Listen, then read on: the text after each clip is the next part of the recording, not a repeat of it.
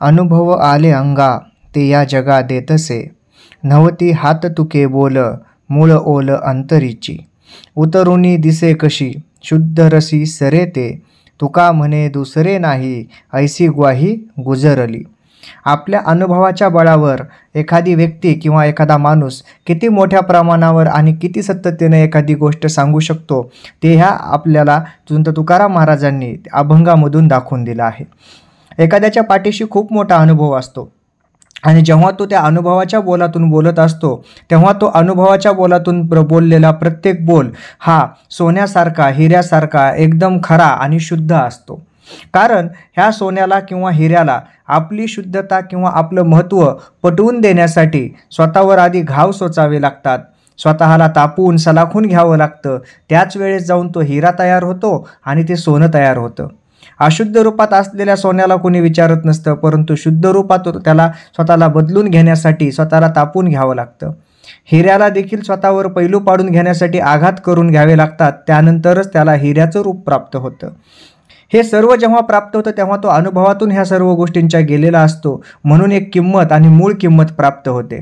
आपणही जेव्हा एखाद्या अनुभवसिद्धीतून गेलेलो असतो त्यावेळेस आपल्याला त्या गोष्टींचा अनुभव प्रचंड असल्यामुळे, त्याचं ज्ञान असल्यामुळे आपण एखाद्याला ती गोष्ट निक्षून किंवा व्यवस्थित स्पष्टपणे सांगू शकतो. कारण ती गोष्ट सांगताना आपल्याकडे दुसऱ्या कोणत्या गोष्टीचा सहारा घेण्याची किंवा सहाय्य घेण्याची गरजच भासत नाही. कारण अनुभव सिद्ध असल्यामुळं ती गोष्ट कशी खरी आहे हे आपण सांगू शकतो. संत तुकाराम महाराज देखील त्यांच्या या अनुभवाच्या बोलाविषयी त्या अभंगामधून सांगतात. ते म्हणतात की अनुभव आले अंगा ते या जगा देतसे, माझ्या अंगामध्ये जे जे काही अनुभव आले आहेत किंवा मी जे जे काही अनुभव घेतलेले आहेत तेच अनुभव मी या जगाला देत आहे. या अनुभवाच्या माध्यमातून हे जग चांगलं व्हावं, सर्वांची बुद्धी निखळ आणि स्वच्छ राहावी, सर्वांना आपण कुठं चुकतो कुठं बरोबर आहोत त्याचं ज्ञान व्हावं, इतरांवर अन्याय अत्याचार होऊ नयेत आणि प्रत्येकाने आपल्याला स्वतःला एक कुठंतरी एक पुण्य कर्मामध्ये संकल्पामध्ये किंवा अध्यात्मामध्ये झोकून द्यावं, देवाचा धावा करावा, नामस्मरण करावं, एवढीच त्यांची अपेक्षा होती. ते याच्या पुढे म्हणतात की नव्हती हात तुके बोल मूळ ओल अंतरींची. म्हणजे काय की एखाद्याच्या हातामध्ये एखादी गोष्ट दिली आणि त्याने उगाच ती गोष्ट घेता देखील त्याचं प्रमाण सांगणं किंवा एखाद्या माहीत नसलेल्या गोष्टीविषयी उगीच अंदाजे बांधणं आणि ह्या अंदाजावरती आपली इमारत उभी करणं हे बोल त्यांना मान्य नव्हते. ते म्हणायचे की माझी ही जी बोल आहेत हे केवळ हात तुके नाही आहेत, एखाद्या अंदाजानं सांगितल्याप्रमाणे त्याचं वर्णन केल्याप्रमाणे असलं नाही आहे, तर हे माझ्या अनुभवातून आलेले बोल आहेत, मूळ ओल अंतरींची. आणि हे एवढे शुद्ध आणि सात्विक बोल आहेत की यांच्यामधली मूळ ह्या माझ्या बोलांमध्ये माझ्या शब्दांमध्ये ओलावा आहे. आणि तो ओलावा कुठला आहे तर माझ्या अंतर्मनाचा आहे. माझ्या अंतर्मनामधून आलेले हे बोल आहेत, म्हणून हे बोल एवढे शुद्ध आणि खरे आहेत.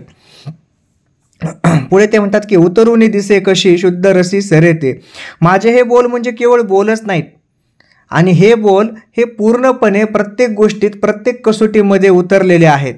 प्रत्येक कसोटीत उतरून कसोशीने या बोलांना आपण शुद्ध रूपामध्ये आणलेलं आहे आणि हे बोल माझे खरे आहेत. आणि हे शुद्ध रस असल्यामुळे ह्या बोलांना अनेक प्रकारे मान्यता प्राप्त झालेली आहे. अशा प्रकारचे हे माझे बोल माझ्या अनुभवसिद्धीतून तयार झालेले आहेत असं ते सांगतात. यापुढे ते म्हणतात तुका म्हणे दुसरे नाही ऐसी ग्वाही गुजरली. मी तुम्हाला अशा प्रकारची ग्वाही देतो की हे शब्द म्हणजे दुसरं तिसरं काहीच नसून शुद्ध अंतररस आहे, शुद्ध शांतिरसामधून सिद्ध झालेले हे शब्द आहेत. कारण काय की हे शब्द माझ्या अनुभवातून आलेले आहेत आणि याची मी ग्वाही देतो. का ग्वाही देतो किंवा हे खरं आहे, याला संतांनी देखील मान्य केलेलं आहे, इतरांनी देखील मान्य केलेलं आहे. असे हे शुद्ध बोल माझ्या अनुभवातून आलेले आहेत, म्हणून याबद्दल मी ग्वाही देऊ शकतो. एखाद्या दुसऱ्याच्या म्हणण्यावर आपण ग्वाही देऊ शकत नाही. एखाद्या दुसऱ्याची सांगितलेली गोष्ट म्हणजे खरीच आहे असं आपण निक्षून नाही सांगू शकत. कारण का ती गोष्ट एकतर मुळात आपली नसते, ही समोरच्याची असते. दुसरी गोष्ट आपल्याला त्या गोष्टीचा अनुभव नसतो आणि समोरच्याचा अनुभव कितपत आहे हे आपण नाही सांगू शकत. म्हणून एखादी गोष्ट जर आपल्याला खरी करायची असेल किंवा एखादी गोष्ट जर खरी असेल आणि ती सगळ्या जगासमोर मांडायची असेल तर तत्पूर्वी आपल्या स्वतःला अनुभवातून जावं लागतं. जोपर्यंत अनुभवसिद्धी प्राप्त होत नाही तोपर्यंत एखादी गोष्ट स्पष्टपणे समजणं आणि त्या गोष्टीतून काही ज्ञान उपजणं हे शक्य होणार नाही. यासाठी अनुभवाला स्वतःत घालून देणं, अनुभव ही एक प्रकारची शिकवण आहे, आयुष्याची शिदोरी आहे ही, आणि अशा प्रकारची अनुभव ही शिदोरी आहे जी सरणारही नाही आणि उरणारही नाही, आणि विशेष अजून विचार केला पुढचा जाऊन तर पुरणारही नाही. कारण प्रत्येक वेळेस आपल्याला अनुभवातून सिद्ध व्हावं लागतं. एका गोष्टीचा अनुभव घेतला तर दुसरी गोष्ट पुढे उभीच असती, त्यामुळं त्या गोष्टीचा देखील आपल्याला अनुभव घेत राहावं लागतो.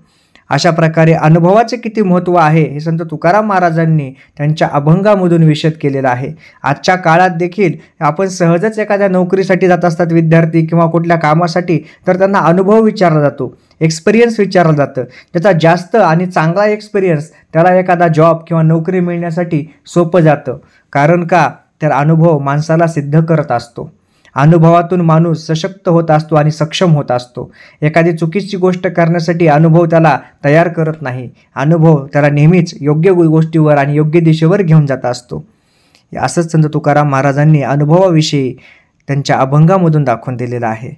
जय जय रामकृष्ण हरी.